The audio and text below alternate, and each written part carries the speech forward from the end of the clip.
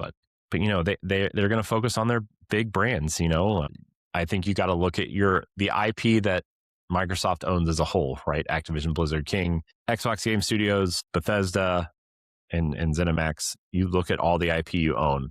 I think you have to really shuffle these IP around and say this IP would work here, this IP would work here, this IP would work here. Let's try that. Let's make this work. And they're going to focus on their biggest brands, right? I mean, they just did that with Fallout. Obsidian's working on a Fallout game, and by canceling Avowed 2, I mean, it's not officially canceled and people are supposedly still working on it, but let's be honest, Fallout's a huge brand, and New Vegas is, at least in a lot of core gamers' mind, the best modern Fallout game. Again, I'm not a Fallout person. I don't know how to interpret that, but man, all these Mega Man figures are on sale. I have them. I have all these ones though. That sucks. Sorry. Anyways, I got distracted. I like these Mega Man figures, and they're on sale. But let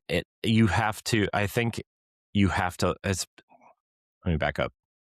I think you have to look at the brands that you want to be your main brands moving forward, your main IP moving forward, and really double and triple down on them before you start growing out and doing new IP, right? You have to reset Halo. You have to. I don't know how else to say it. You have to reset Halo. And I think these remakes of the original trilogy are a step in the right direction, but also like, what does Halo 7 look like? Who's making that? Halo Studios has been gutted too. I mean, that shift in leadership and that shift in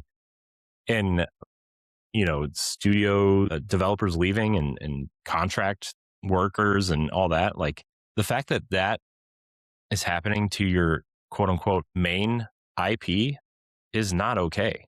I think the two studios that are in best position to succeed right now are Playground and the Coalition. Playground has 2 games in development, right? Like, I mean, Forza Horizon 6 is out and is huge, right? Forza Horizon is huge, especially now that it takes place in Tokyo and in Japan in general. Like, that's such a huge win for them, I think. And then they have Fable, which looks awesome, right? I don't know how well it's going to sell.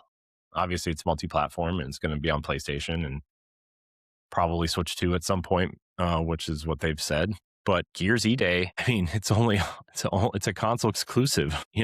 Are people going to buy it? I mean, I will, because I want to own my Gears games. But are people going to buy Gears, or are they just going to subscribe to Game Pass for a month and then cancel it and then get their money back, because that's what Microsoft does? I mean, Playground and the Coalition are probably Xbox Game Studios' 2 best studios at the moment.